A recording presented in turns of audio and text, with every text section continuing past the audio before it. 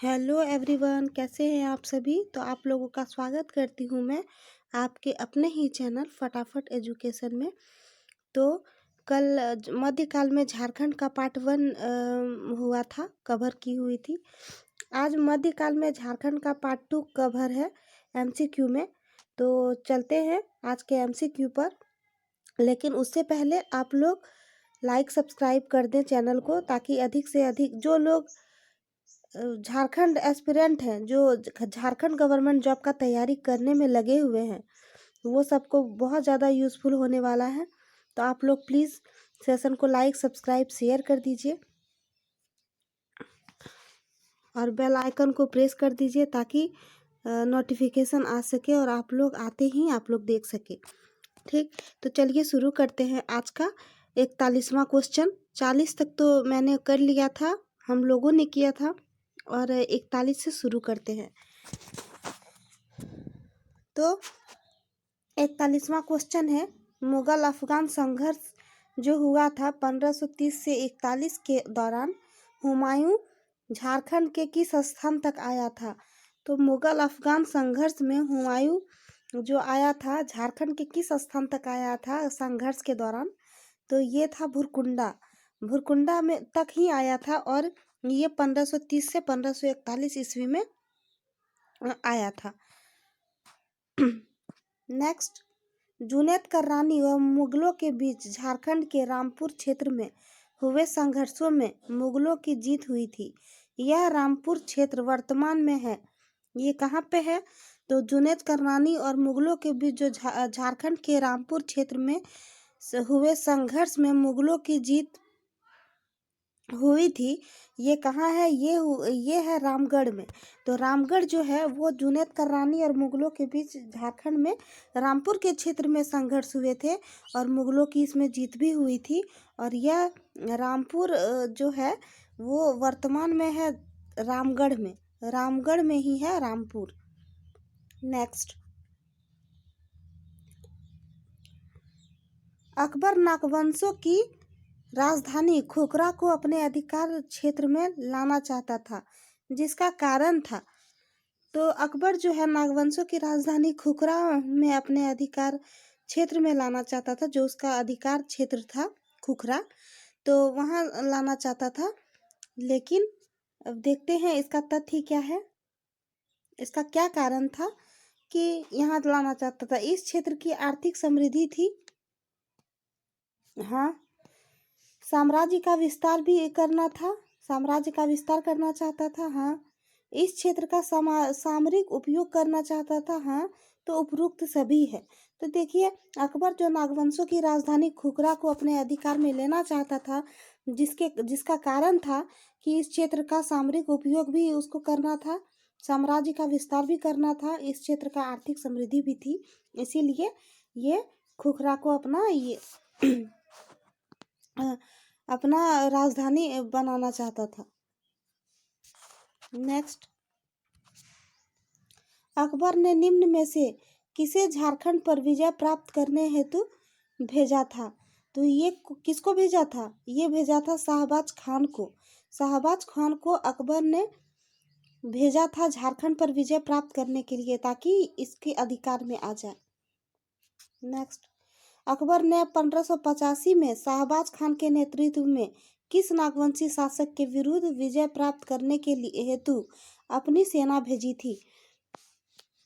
तो अकबर ने 1585 ईस्वी में शाहबाज खान के नेतृत्व में, कौन सा नागवंशी शासक था, मधुकरण शाह। देख लीजिए आप लोग, मधुकरण शाह था नागवंशी शासक, और उस नागवंशी शासक के विरोध में विजय प्राप्त करने के लिए अपना सेना भेजा।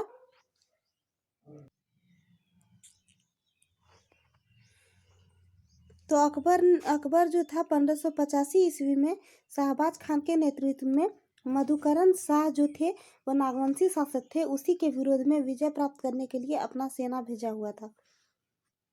नेक्स्ट, निम्न में से किस मुगल शासक ने झारखंड को सर्वप्रथम अपना करदाता प्रदेश बनाया।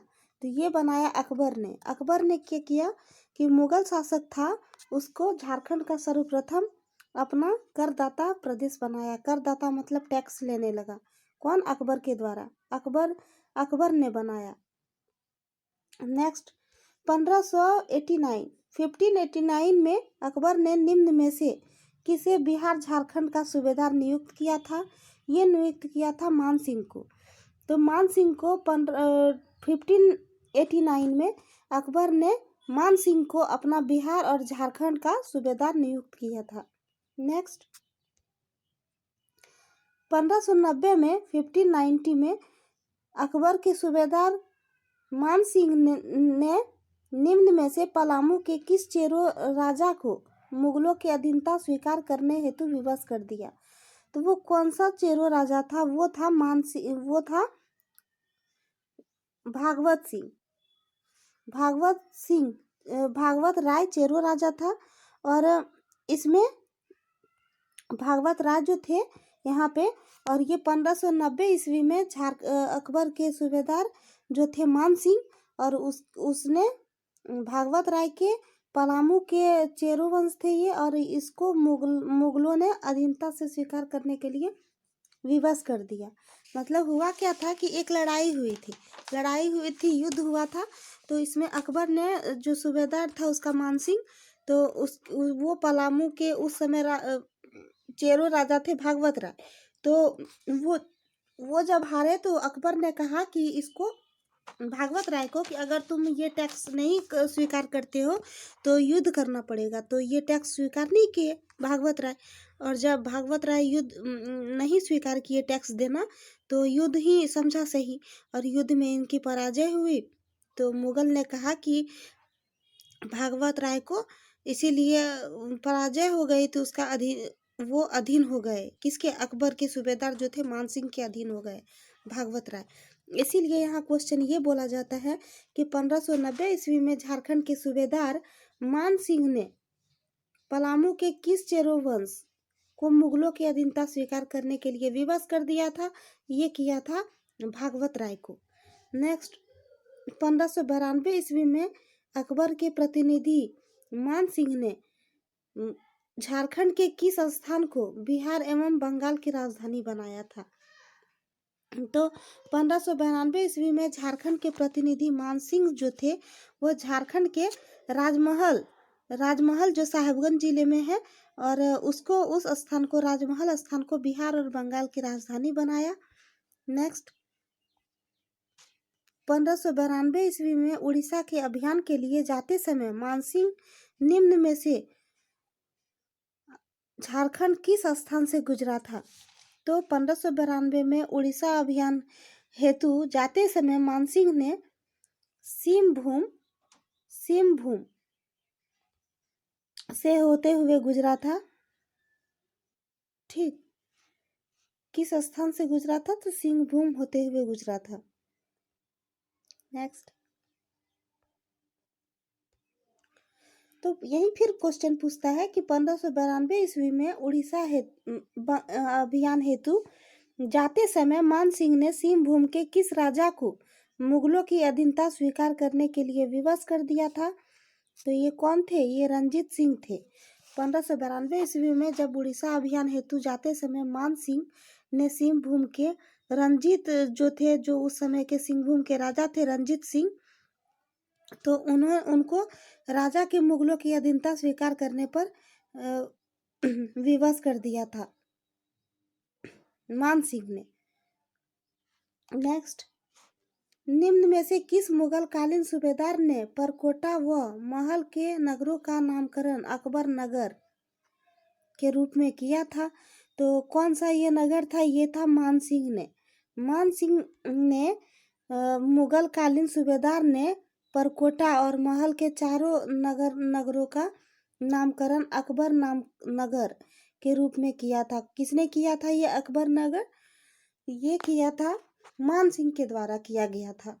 ये मान सिंह नाम रखे हुए थे, नामकरण दिया था। मुगल कालीन सूबेदार जो बनवाए थे परकोटा और महल के नगर, उन्होंने नाम दिया अकबर नगर। किन्होंने? मान सिंह के द्वारा, मान सिंह ने। नेक्स्ट 1590 से 91 ईस्वी के आसपास मिदनापुर अभियान पर जाते समय निम्न में से किस मुगल सूबेदार ने मानभूम क्षेत्र के परा तेलकुप्पी में मंदिरों का जीर्णोद्धार करवाया? तो 1590 से 91 ईस्वी के आसपास मिदनापुर अभियान पर जाते समय ये मानसिंह ही थे जो मुगल के सूबेदार मानभूम क्षेत्र में परा व तेलकुप्पी का जो मंदिर था उसको पुनः निर्माण करवाना मतलब जीर्णोद्धार होता है। ठीक, जो पुनः निर्माण, जैसे मैंने एक मंदिर बनवाया, वो टूट फूट गया और फिर शासक आए, हम ही तो नहीं ना रहेंगे सब दिन, फिर अलग अलग आएगा राजा, तो अलग अलग राजा फिर वो टूटा फूटा जो मंदिर होगा उसको फिर से स्थापित करेगा, फिर से नया बनवाएगा, तो उसी को कहते हैं जीर्णोद्धार। तो यहाँ पे यही बोला जाता है कि 1591 से 90 से 91 ईस्वी के बीच जो मिदनापुर अभियान पर जाते समय मान सिंह ही थे जो मुगल सूबेदार के मानभूम के परा तेलकुप्पी में मंदिरों का जीर्णोद्धार करवाया था। किसने करवाया था? मान सिंह ने। ठीक, मान सिंह के द्वारा तेलकुप्पी और परा के मंदिरों को जीर्णोद्धार करवाया था 1590 से 91 ईस्वी तक। नेक्स्ट, यहाँ पे क्वेश्चन है कि आईने अकबरी के अनुसार हजारीबाग के 6 और चंपा क्षेत्र में मालगुजारी थी, तो कितना थी मालगुजारी? 1500 रुपये, 15,500 रुपये थे मालगुजारी। और ये कहाँ दर्शाया गया है? आईने अकबरी, एक बुक है आईने अकबरी, और वहीं पे उन्होंने ये लिखा है कि हजारीबाग के जो 6 हैं क्षेत्र और चंपा जो क्षेत्र है वहाँ पे मालगुजारी मतलब टैक्स देते थे, कितना? 15,500। नेक्स्ट, कोकरा के नागवंशी शासक को मुगल कालीन ग्रंथों में जमींदार एक खां अलामा से संबोधित किया है, इस शब्द का क्या अर्थ है? तो ये शब्द का क्या अर्थ है? हीरो का मालिक, वनों का मालिक नहीं, कोयले के खान का मालिक नहीं, पहाड़ियों का मालिक नहीं, और हीरे के खान का मालिक। हाँ, तो देखिए यहाँ पे जो है कोकरा के नागवंशी शासक को मुगल कालीन ग्रंथों में जमींदार एक खां अलामा, इसको कहा जाता है हीरो के मालिक का हीरो के खान का मालिक। ठीक, हीरो का जो खान का मालिक होता है उसी को कहा जाता है जमींदार एक खां अलामा, और ये कब कहा जाता है? मध्यकालीन ग्रंथ, मुगल कालीन ग्रंथ में। ठीक, उसको इसी नाम से संबोधित किया गया है और उसका अर्थ है हीरे के खान का मालिक। किसका अर्थ है? जमींदार एक खां अलामा। नेक्स्ट चलते हैं, निम्न में से किस ग्रंथ में झारखंड के स्थानीय लोगों द्वारा शंख नदी से हीरे प्राप्त करने के तरीकों का वर्णन किया गया है? ये किया गया है तुजुक ए जहांगीरी। तुजुक ए जहांगीरी में झारखंड के जो लोग थे वो शंख नदी से हीरे प्राप्त करने के तरीकों का वर्णन करते हैं, और ये किस ग्रंथ में कहा गया है? वो कहा गया है तुजुक ए जहांगीरी में, कि वहाँ एक शंख नदी है झारखंड में, और वहाँ के जो स्थानीय लोग हैं, जो वहाँ के निवासी हैं, उनको हीरे प्राप्त करने के तरीके किस तरह होते हैं उसको मालूम है, मतलब हीरे के प्राप्त का वर्णन तुजुक ए जहांगीरी में किया गया है। नेक्स्ट, प्रसिद्ध पुस्तक तुजुक ए जहांगीरी के अनुसार मुगल शासक जहांगीर ने किस वर्ष इब्राहिम खान को खोखरा विजय हेतु भेजा था? तो प्रसिद्ध पुस्तक तुजुक ए जहांगीरी के अनुसार मुगल शासक जहांगीर ने किस वर्ष इब्राहिम खान को खोखरा विजय प्राप्त करने के लिए भेजा था? तो ये था 1615 ईस्वी में। 1615 ईस्वी में प्रसिद्ध जो पुस्तक है तुजुक ए जहांगीरी में, उसके अनुसार मुगल शासक जो थे जहांगीर ने इब्राहिम खान को खोखरा पर विजय करने के लिए भेजा था 1615 ईस्वी में। ठीक, तो आप लोग याद रखिएगा। नेक्स्ट, झारखंड के कौन से चेरो राजा जहांगीरी के समकालीन थे, तो वो कौन से चेरो राजा थे जो जहांगीर के समकालीन थे? ये थे अनंत राय। अनंत राय झारखंड के झारखंड के अनंत राय झारखंड के चेरो राजा अनंत राय और जहांगीर के समकालीन थे।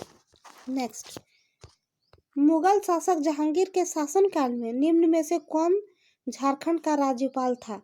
तो उस समय मुगल शासक जहांगीर के शासनकाल में झारखंड का राज्यपाल इब्राहिम खान था।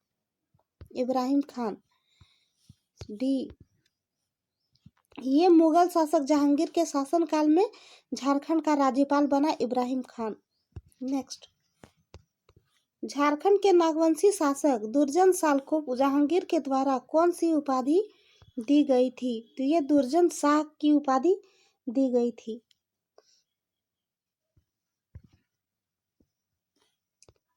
नेक्स्ट, नागवंशी राजा दुर्जन शाह को कितने वर्षों तक ग्वालियर के किले में कैद रखा गया था? तो ये 12 वर्ष तक कैद रखा गया था। देखिए, इसका एक छोटा सा एक कहानी है। तो देखिए, जब क्या हुआ ना कि जो नागवंशी राजा थे दुर्जन शाह, तो उनको है ना वो अस्वीकार कर दिया जब टैक्स देना, कि जहांगीर का टैक्स नहीं देना चाहता था, तो उसको क्या किया, कैद कर लिया। ग्वालियर के जेल में कैद किया गया था दुर्जन साल को। तो 12 वर्ष तक वो कैद रहे। उसके बाद जब उसकी अधीनता प्राप्त हुई जहांगीर की सेनाओं की, तो उन्होंने बहुत सारे हीरे लाए, और हीरे कोई परख नहीं सका कि वो नकली है कि असली है। तो वो हीरो क्योंकि हीरो का ये था, परखी था दुर्जन साल। और फिर क्या किया कि उसको ग्वालियर से फिर वो अपने किले में बुलवाया दुर्जन शाह को सेना के द्वारा। और दुर्जन साल क्या करते हैं, वो असली हीरे और नकली हीरे की पहचान करते हैं, जिससे जहांगीर बहुत ज़्यादा खुश हो जाते हैं और उसको कैद से आज़ाद कर देते हैं, और बहुत सारा उसको पैसा भी देते हैं, और उसको बोलते हैं कि आज से मतलब आज हम दुर्जन साल जो है वो शाह का उपाधि दिया था, जहांगीर के द्वारा दिया गया था। तो यही क्वेश्चन में देखिए यहाँ पे है कि दुर्जन साल नागवंशी शासक दुर्जन साल को जहांगीर के द्वारा कौन सी उपाधि दी गई थी? तो शाह की उपाधि दी गई थी।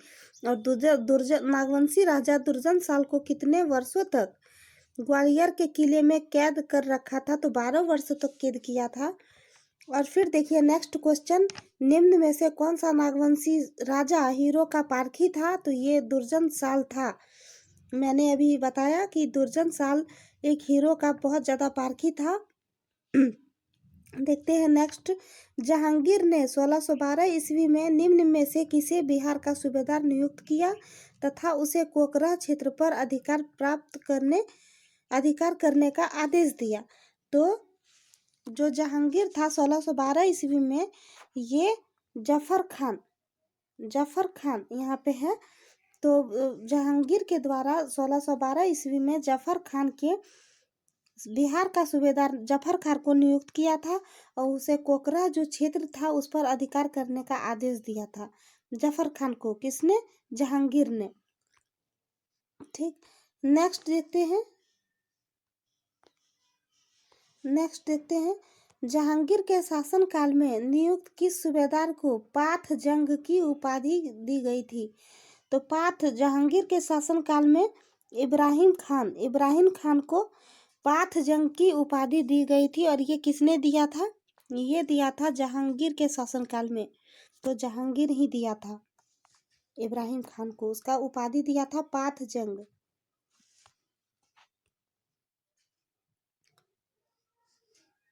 नेक्स्ट, एक घटनाक्रम के दौरान हीरे की सही पहचान करने के बाद दुर्जन साल को जहांगीर द्वारा निम्न में से कौन सी उपाधि दी गई थी? ये शाह की उपाधि दी गई थी। नेक्स्ट, 1627 ईस्वी में जहांगीर द्वारा कैद से मुक्त करने के बदले दुर्जन साल ने कितने रुपये वार्षिक कर देना स्वीकार किया था? तो ये किया था 6,000 रुपये स्वीकार कर लिया था जब 1627 ईस्वी में जहांगीर के द्वारा कैद से मुक्त हुआ था दुर्जन साल। तो दुर्जन साल वार्षिक कर देना स्वीकार कर लिया था जहांगीर को, और ये वर्ष में 6,000 रुपये देते थे।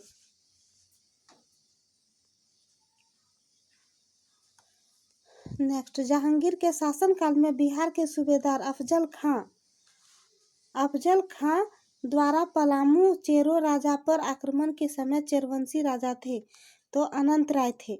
जो जहांगीर के शासन काल में जो बिहार के सूबेदार थे अफजल खान, उसके द्वारा पलामू के चेरो राजा पर आक्रमण के समय चेरवंशी राजा कौन थे? अनंत राय। नेक्स्ट, जहांगीर के शासन काल में पलामू के किस चेरो शासक द्वारा मुगलों के काफिले को लूटने के कारण उसे बंदी बनाकर दिल्ली लाने का आदेश दिया था? तो जहांगीर के शासन काल में पलामू के सहबल राय को जो पलामू के चेरो शासक थे उसके द्वारा मुगलों के काफिले को लूटने के कारण उसे बंदी बनाकर दिल्ली लाने का आदेश दिया था। किसको? सहबल राय को।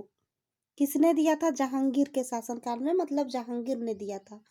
नेक्स्ट, निम्न में से किस चेरो राजा की मृत्यु मुगलों के द्वारा दिल्ली में शेर के साथ लड़वाने के कारण हो गई थी? ये सहबल राय ही थे। निम्न में से किस चेरो राजा की मृत्यु मुगलों द्वारा दिल्ली के शेर के साथ लड़वाने के कारण हुई थी? सहबल राय की मृत्यु हो गई थी, जो शेर के साथ लड़ाई हुआ था। खुर्रम के किस मुगल सूबेदार को एक युद्ध में मारकर ताजमहल पर अपना अधिकार प्राप्त कर लिया? तो खुर्रम ने ये जो अधिकार प्राप्त किया था इब्राहिम खान के द्वारा, और खुर्रम ने इब्राहिम खान के मुगल सूबेदार को एक युद्ध में मारकर राजमहल पर अपना अधिकार प्राप्त कर लिया था। खुर्रम ने किसको? इब्राहिम खान का मृत्यु कर दिया था, एक युद्ध में हरा दिया था, पराजित कर दिया था, और उसके बाद राजमहल पर अपना अधिकार प्राप्त कर लिया खुर्रम ने। नेक्स्ट, जहांगीर के पुत्र खुर्रम ने किस क्षेत्र को अपनी राजधानी बनाया था? तो जहांगीर के पुत्र खुर्रम ने राजमहल क्षेत्र को अपनी राजधानी बनाया था। नेक्स्ट, शाहजहां के शासनकाल के समय पलामू का शासक था, तो शाहजहां का शासनकाल जब चल रहा था तो पलामू का शासक प्रताप राय था, जो बहुत शक्तिशाली थे। नेक्स्ट, 1632 ईस्वी में किस मुगल सूबेदार ने पलामू की माल गुजारी को बढ़ाकर 1,32,000 रुपये कर दिया था?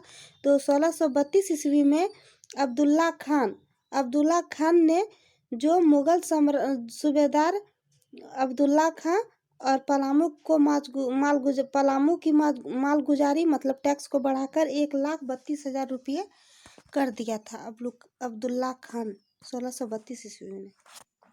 नेक्स्ट, मुगल शासक शाहजहां ने पलामू के चेरो राजा को पराजित करने हेतु इसमें से किस सूबेदार को भेजा था? तो मुगल शासक शाहजहां ने पलामू के चेरो राजा को पराजित करने हेतु इसमें से शाइस्ता खान को भेजा था। शाइस्ता खान जो एक सूबेदार थे, और उनको शाहजहां ने पलामू राजा को पराजित करने के लिए भेजा था, शाइस्ता खान को। तो शाहजहां का ये सेनापति भी था, सूबेदार भी था शाइस्ता खान। तो ये भी क्वेश्चन आ सकता है कि मुगल शासक शाहजहां का सूबेदार कौन था? शाइस्ता खान। नेक्स्ट, शाइस्ता खान ने किस वर्ष पलामू पर आक्रमण किया था, जिसके बाद पलामू के शासक प्रताप राय ने उससे संधि कर ली थी? तो शाइस्ता खान ने 1641 ईस्वी में पलामू पर आक्रमण किया था, और जिसके बाद पलामू का शासक प्रताप राय ने उसे संधि कर ली थी।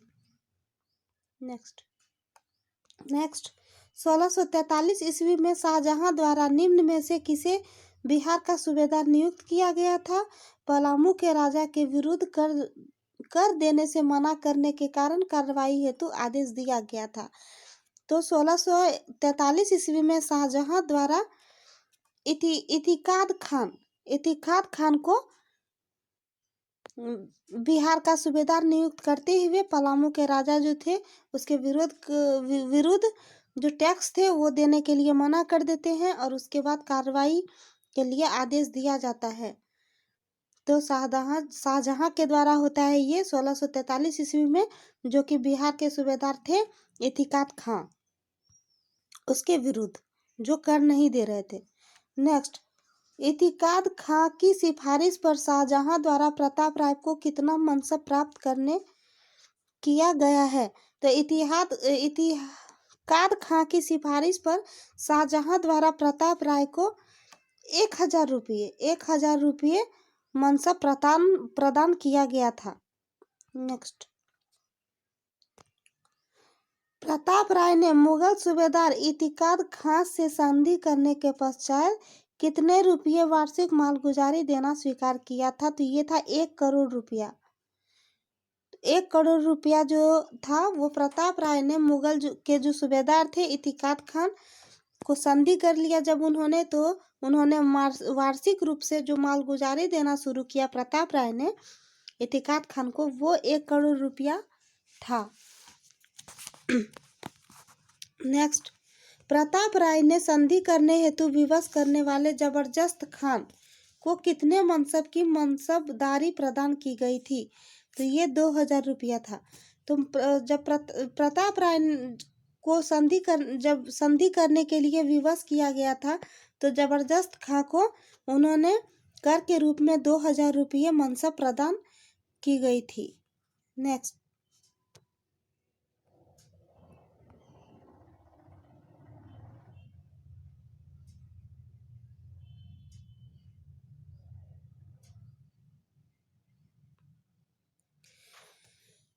निम्न में से किस स्थान पर मुगलों का एक टकसाल भी था?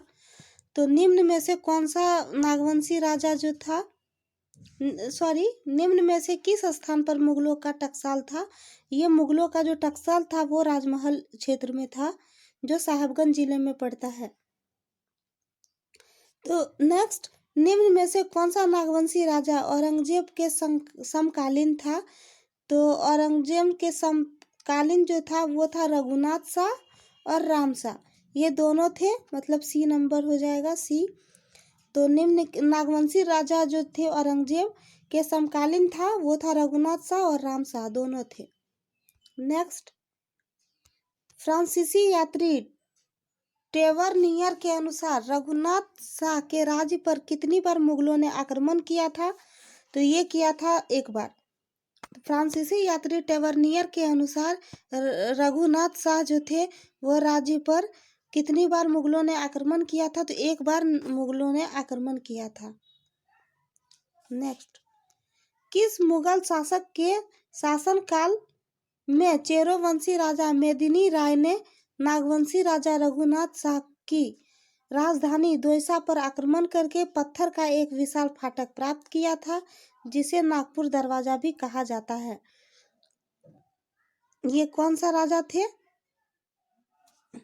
जो कौन सा मुगल शासक था जिसके शासन में चेरोवंशी राजा मेदिनी राय नागवंशी राजा रघुनाथ शाह का राजधानी दोयसा पर आक्रमण कर दिया और फिर आक्रमण के दौरान एक पत्थर का एक बहुत विशाल फाटक भी प्राप्त किया, जिसे नागपुर दरवाजा भी कहा जाता है? ये थे औरंगजेब। तो मुगल शासक जो औरंगजेब थे, तो उन्होंने ही चेरोवंशी राजा मेदिनी राय के नागवंश राजा रघुनाथ शाह की राजधानी दोयसा पर आक्रमण करके पत्थर का एक विशाल फाटक प्राप्त किया था, जिसे नागपुर दरवाजा भी कहा जाता है। तो ये मुगल शासक कोई और नहीं औरंगजेब थे। नेक्स्ट, औरंगजेब ने इनमें से किस सूबेदार को पलामू के चेरोवंशी राजा मेदिनी राय पर आक्रमण करने के लिए भेजा था? तो औरंगजेब ने दाऊद खान जो थे वो सूबेदार थे और वो पलामू के चेरोवंशी राजा जो थे मेदिनी राय पर आक्रमण करने के लिए भेजा था। तो औरंग द्वारा दाऊद खान सूबेदार को आक्रमण के लिए भेजा था पलामू के चेरोवंशी राजा मेदिनी राय पर। नेक्स्ट, कुंडा का वह कौन शासक था जिसने औरंगजेब के सूबेदार दाऊद खान से पराजित होने के बाद इस्लाम धर्म स्वीकार कर लिया था? तो तो कुंडा का वह कौन सा शासक था? वो चुनराय शासक था। तो कुंडा का जो चुनराय शासक था उसने औरंगजेब के सूबेदार दाऊद खान से पराजित होने के बाद इस्लाम धर्म स्वीकार कर लिया था। नेक्स्ट, निम्न इनमें से किसने मेदिनी राय के कहने पर कुंडा के शासक चुनराय की हत्या कर दी थी? ये था सुरवर राय। सुरवर राय कोई और नहीं था, चुन राय का ही भाई था सुरवर राय, और उसको गुस्सा आ गया कि ये इस्लाम धर्म कैसे कबूल कर सकता है। तो इन्होंने मेदिनी राय के कहने पर कुंडा के जो शासक थे चुन राय, उसकी हत्या कर दी थी सुरवर राय ने, और जो कि सुरवर राय और चुन राय दोनों भाई थे। अपने ही भाई की हत्या कर देता है। नेक्स्ट, इनमें से किस नदी के तट पर मेदिनी राय तथा औरंगजेब की सेना के बीच युद्ध हुआ था, जिसमें मेदिनी राय की सेना पराजित हो गई थी? तो इनमें से कौन सा नदी था? ये था औरंगा नदी। औरंगा नदी के तट पर मेदिनी राय और औरंगजेब की सेना के बीच युद्ध हुआ था, जिसमें मेदिनी राय की सेना पराजित हो गई थी, तो वो था औरंगा नदी। नेक्स्ट, मुगलों के युद्ध में पराजित होने के बाद मेदिनी राय ने निम्न में से किस स्थान पर शरण ली थी? तो मुगलों से युद्ध में पराजित होने के बाद मेदिनी राय ने सरगुजा स्थान में शरण ली थी। और फिर जो वो सब जो किसी मुगल जब आक्रमण करते हैं और फिर उसका वो जब नया अपना अधिकार स्थापित करते हैं, उसके बाद वो सब जब चले जाते हैं, तो फिर ये जो मेदिनी राय होते हैं जो सरगुजा में शरण लिए हुए थे, वे फिर अपना पुनः राजमहल आते हैं और फिर अपना अधिकार प्राप्त कर लेते हैं।